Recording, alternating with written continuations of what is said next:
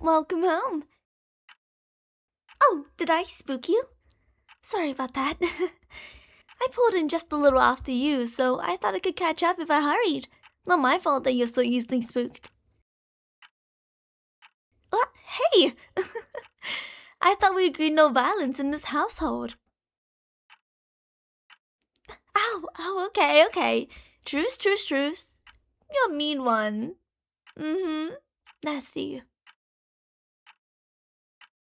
Hey, you put that hand down. Don't think I didn't see that. Well, I'm supposed to get home earlier, but Mrs. Davies, that old crone living a few houses down. Yes, that one. She asked if I could run some errands for her while I was out, so I did. No, I still think she's an unpleasant old prune, don't get me wrong. But you know me. I've always found it hard to say no to people. At any rate, she's not going to be a problem anymore, so there's that. Yeah, she mentioned something about moving up north with her daughter. Winter's been getting a little too much for her these days. She never told you that? Huh, that's odd. She's been talking my ear off this entire afternoon. Never thought I'd see the day where she'd pass up the chance to gossip, though I'm sure if you stop by, she'll gladly tell you about that in great detail. Oh, you should have seen the look in your face when I said that. Priceless. Now, how about you go freshen up? I can get dinner started while you do. You sure? I know it's your turn to do it tonight, but you've had a long day. I can get it done instead. Alright, tell you what. How about this? We can both get dinner done together. It'll be a lot faster. Besides, it's been a while since we've made anything together, so this should be fun. You can be my sous chef.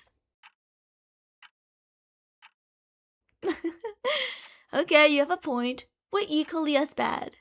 So, what are we thinking? Chicken? Fish? Pasta? Yeah, I can do pasta. I can get the ingredients. Yeah, ingredients. Hey, don't laugh at me. It's been a long day, okay? Sure. Like you've never misspoken a day in your life? Oh, it's okay, I got it. What else do you want to add into it? Mushrooms? Okay, I'll get that too. And that's about it. Shall we begin, chef? Yes, chef. I'm ready too, chef. So, how did talking with Margaret go? Are we still on for Saturday? Yeah, that makes sense. Sort of figured that you wouldn't be able to get away, considering how work has been hectic for you lately. It's okay, don't sweat it, babe. We can always reschedule or work around it. Besides, come to think of it, now probably isn't the best time to be going out anywhere in the first place. Especially not after your team found the freshly made nest of those things. It's crazy to think about how quickly those monsters manage to get past defenses and integrate themselves among us. Oh, management had a field day with it. I'll tell you that. So much time spent covering up everything and not enough spent on actually catching those buggers. It's ridiculous. At least they made it a point to install panic buttons in everyone's homes. I mean, with us living way out here, help would still take a while to arrive, but this'll get through it faster. Your best bet in the meantime would have to be to do whatever you can to delay the inevitable. Which is why you were so keen on continuing this little charade of ours, isn't it? I hope that I wouldn't catch your attempt to signal for help if you just pretended to be unaware. You can't out-pretend the pretender, baby. You should have learned that by now. I hate to dash your hopes, but reinforcement isn't coming. The panic button on our home has long been tampered with after all. Oh, and I wouldn't bother screaming either. You'll just attract the others. And I think I'd like to keep this neighborhood to myself for a while. Thank you very much.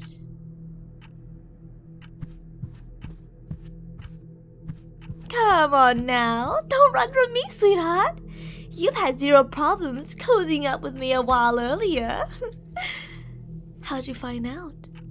I was so sure I've gotten all their mannerisms down after going through the troubles of shadowing them for 2 whole months.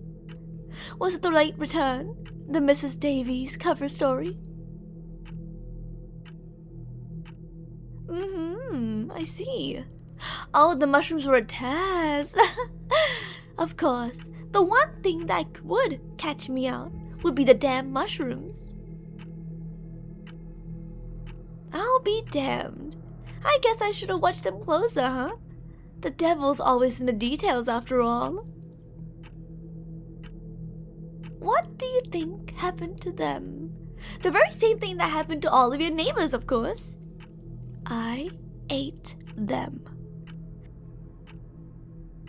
It's a quiet neighborhood, and you often don't return home until late at night. Makes it easier to pick them off one by one in preparation for the arrival of my brothers and sisters.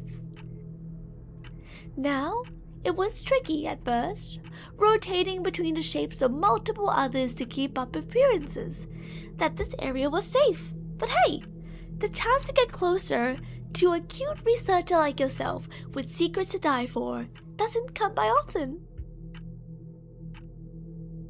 You're really asking why I kept you alive after all this time? You're right. I could have killed you, taken your shape, and attempted to infiltrate the workplace for information a long time ago. I could even do it now. Just tighten my grip ever so slightly and rip you into 2. But I don't want to. When I ate your partner, I saw what they saw, felt what they felt, their regrets, their dreams, their passions, their memories, all of it. I saw you. You were a part of each one of their most vibrant memories. You gave them warmth. You gave them comfort. You've been commended on their bravery quite often throughout their life. But there are times where they didn't need to be brave. They needed to be safe. And you understood that. You gave them the safety without once judging or thinking poorly of them. You gave this relationship your all. But the same couldn't be said about them, could it? All that sneaking around, hiding secrets. You could never really understand what goes on in their head of yours. And it scares you to know that they could just up and leave one day, doesn't it? Don't try to lie, darling. I can see it in your eyes. You know what I'm talking about. It must have been so painful to lay in bed at night beside someone you love, listening to their breathing, soaking in their warmth, and yet you still feel so terribly alone. And after some points, you don't even know if you're staying because you love them, or if you're just afraid of losing everything you fought so hard for. There's no reason for someone as wonderful as yourself to be stuck waiting for the day you outlive your usefulness to others. There's no reason you should be stuck questioning if it's you they loved, or if they just love the false idea of you being able to fix them. I'll be honest, when I first got here, I shadowed the both of you so that I could get in on the organization's plans to hunt my people down. But the closer I got to you, the more I thought, why shouldn't I be looking for more? You're interesting, you're intelligent, and you deserve better. Better than all they could ever give you, and I could be the one to do just that. We could be equals. This doesn't have to end in bloodshed, babe. I know you're angry, I know you feel betrayed and scared, and I know I'm going to have a lot to make up for, given, all was necessary to get us to this point. But just as I've learned to value you, you will learn to do so eventually.